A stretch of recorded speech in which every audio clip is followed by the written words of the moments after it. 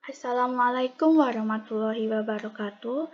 Perkenalkan, saya Aninda Priska Ayu Cikita dengan NIM B10611911044 dari Prodi Ekonomi Islam Universitas Tanjung Pura. Di sini saya akan membahas tentang analisis pasar modal syariah, yaitu PT Indah Kiat Pulp and Paper Product.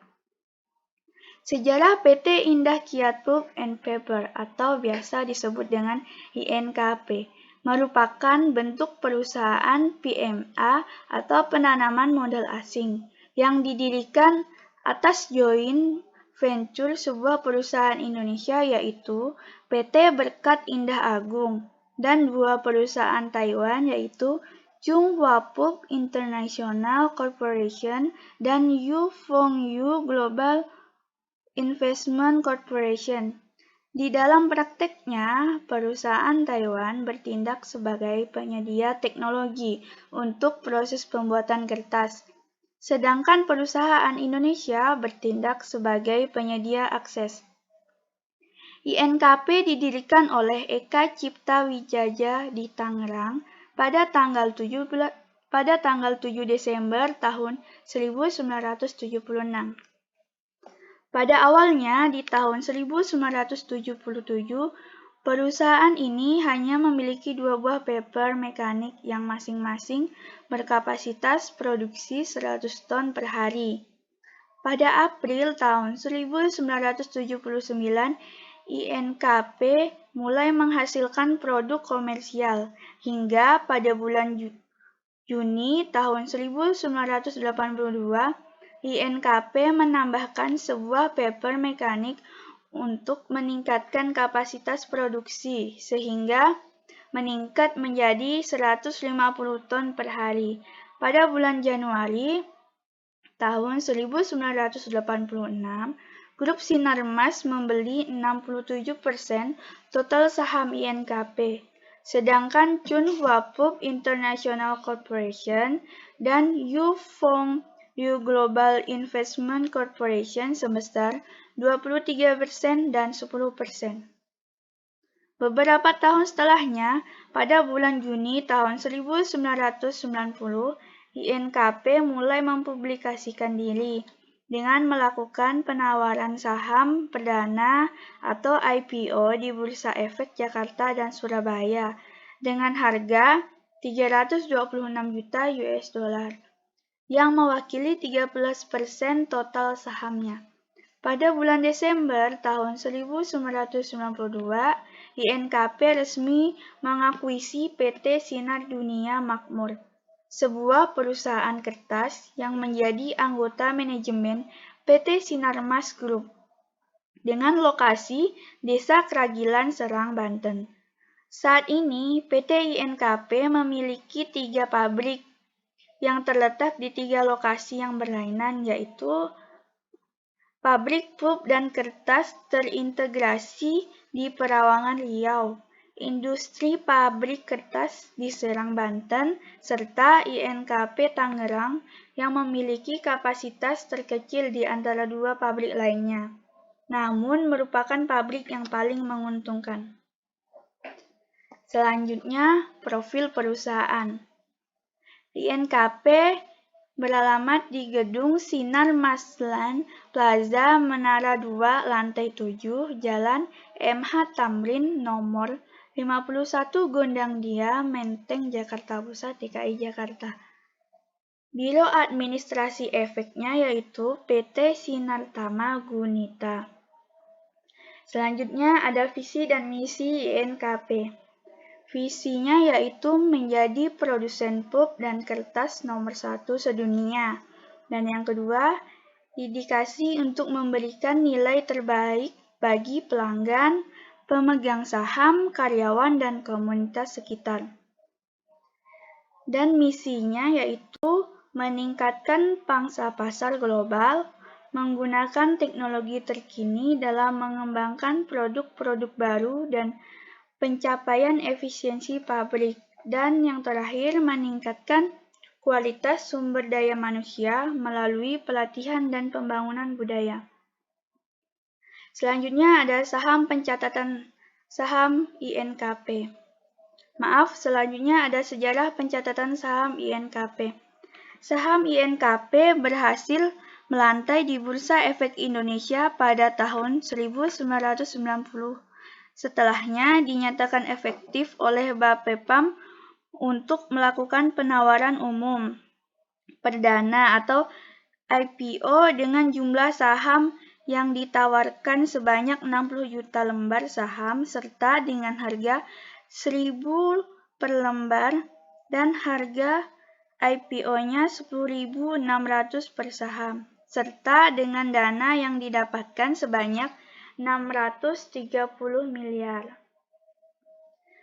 Selanjutnya kegiatan usaha. PT INKP merupakan perusahaan yang bergerak dalam bidang usaha industri bubur kertas, kertas budaya, kertas industri. PT INKP memproduksi bubur kertas, tisu, berbagai jenis produk kertas yang terdiri dari kertas untuk keperluan tulis dan cetak, kertas fotokopi, kertas industri, serta kertas kemasan yang mencakup containerboard, corrugated, dan boxboard, packaging makanan, dan kertas berwarna. Berikut adalah contoh dari produk INKP. Selanjutnya ada afiliasi anak perusahaan. Berikut ini merupakan afiliasi anak perusahaan INKP. Dapat dilihat INKP memiliki anak perusahaan di bidang keuangan, investasi, distribusi, perdagangan, dan jasa. Berikutnya yaitu manajemen perusahaan. Berikut ini merupakan manajemen perusahaan saat ini yang menjadi presiden komisaris yaitu Saleh Husin dan komisarisnya yaitu Sukirta Mangkujaja. Dan presiden direkturnya yaitu Hendra Jayakosasi dan wakil presiden direkturnya yaitu Suhendra Wiryadinata. Selanjutnya pemegang saham. Saat ini pemegang saham PT INKP yaitu PT Purinusa sebesar 53,25% dan masyarakat sebesar 46,75%. Selanjutnya yaitu kinerja keuangan per 30 September 2019 dan 30 September 2020. Di mana emiten produsen kertas ini berhasil melaju hingga 36,13% di sepanjang 2020 dengan catatan Rp10.425 per lembar saham di akhir perdagangan 30 Desember 2020.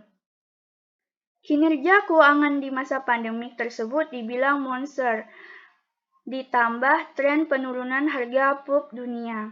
Berdasarkan data keuangan yang dilaporkan ke BEI, perusahaan sempat mengalami permintaan yang menurun di awal semester tahun 2020 sebesar 17,1% menjadi 31,3 juta ton saja, di mana permintaan tertinggi melemah di Amerika Utara sebesar 20,9% dan 19,9% di Eropa.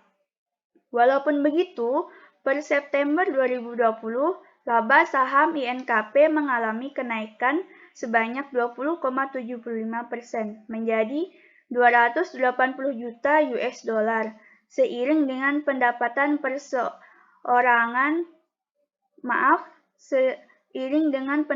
perseroan yang turun yaitu 11,15% menjadi 2,19 miliar US dollar. Selanjutnya, rasio keuangan saham INKP. Dari perbandingan rasio ini, bisa kita simpulkan bahwa bisnis INKP masih baik dan sehat, di mana ROA dan ROE yang menurun menunjukkan kemampuan bisnis sedikit melemah dalam menghasilkan keuntungan di sepanjang tahun 2020. Hal ini masih wajar karena efek masa pandemi yang memberikan imbas ke semua bisnis. Selanjutnya yaitu perkembangan saham INKP. Perkembangan saham INKP pada tahun ini dapat dilihat perkembangan saham dalam 1 tahun terakhir. Harga saham INKP melonjak drastis dari sebelumnya di harga 4 ribuan dan sekarang berada di harga 9 ribuan. Selain itu, saham INKP mencapai puncaknya di harga 14.800.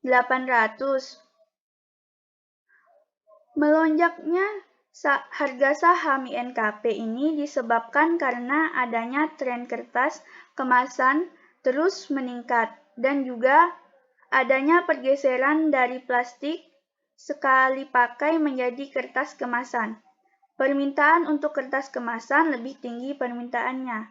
Terlebih di saat pandemi ini, pengiriman barang dan ekspedisi yang melonjak drastis, serta tren pengurangan plastik pada makanan take away juga berpengaruh positif terhadap permintaan terhadap kertas kemasan. Sekian yang dapat saya sampaikan. Mohon maaf jika banyak kesalahan. Assalamualaikum warahmatullahi wabarakatuh.